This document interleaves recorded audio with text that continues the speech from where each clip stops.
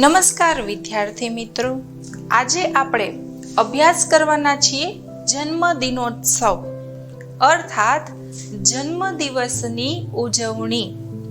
જન્મદિવસની ઉજવણી છે એ બધા અલગ અલગ રીતે કરતા હોય છે. કોઈ છે એ બર્થડે કેક કટ કરી અને જન્મદિવસની ઉજવણી કરે છે, કોઈક છે એ દાન આપી અને જન્મદિવસની ઉજવણી કરે છે.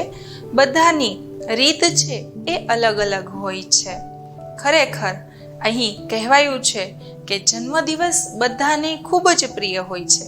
હા, આ સાચી જ વાત છે ને કે જન્મદિવસ બધાને પ્રિય હોય છે. કોઈ પણ હોય, નાના હોય કે મોટી ઉંમરના હોય, એ બધાને પોતાનો જન્મદિવસ છે એ ખૂબ પ્રિય હોય છે. તમે પણ વિચારો કે તમારો જન્મદિવસ ક્યારે આવે છે, કઈ તારીખે આવે છે અને તમે તેની ઉજવણી કેવી રીતે કરો છો. કારણ કે જન્મદિવસની ઉજવણી બધા અલગ અલગ રીતે કરતા જ હોય છે. કોઈક ધાર્મિક રીતે કે કોઈ અલગ રીતે પણ કરી શકાય છે.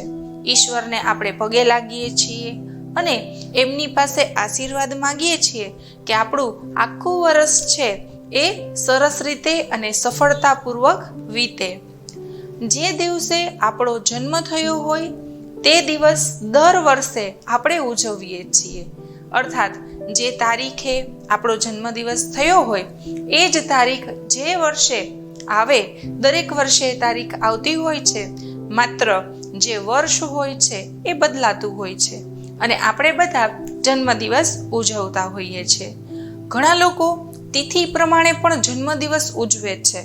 જે આપણી ભારતીય સંસ્કૃતિ મુજબ વિક્રમ સંવત છે તેમાં જે તિથિ આવેલી હોય, ઘણા તિથિ મુજબ પણ જન્મદિવસ ઉજવતા હોય છે અને વધારે પડતા તારીખ મુજબ જન્મદિવસ ઉજવતા હોય છે. તો આપણે અહીં શું અભ્યાસ કરવાના છીએ? તો એક ધારા નામની છોકરી છે એ જન્મદિવસ ઉજવી રહી છે. તેની સાથે તેના પરિવારના લોકો, તેની શાળામાં પણ જન્મદિવસ ઉજવાઈ રહ્યો છે. આના કારણે ધારા ખૂબ જ પ્રસન્ન છે અને આ ગદ્યમાં સંસ્કૃત ભાષામાં આપણે જન્મદિવસનું વર્ણન કેવી રીતે કરી શકીએ છીએ એ અભ્યાસ કરવાનો છે. સાથે સાથે ઘણા બધા નવા શબ્દો પણ આપણે યાદ રાખવાના છે કે જે જન્મદિવસ માટે ઉપયોગી છે.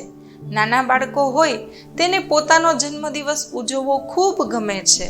લોકો એને ઉપહાર આપે છે, ઘણી બધી ગિફ્ટ આપે છે. આનાથી એ પ્રસન્ન થઈ જાય છે.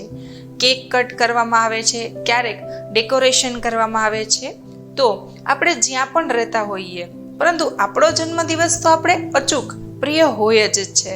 અને અહીં એ જ ઉજવણી કેવી રીતે થઈ રહી છે, ઈશ્વરની ભક્તિ પણ કેવી રીતે થઈ રહી છે જન્મદિવસના અવસરે, એ અહીં વર્ણવવામાં આવ્યું છે.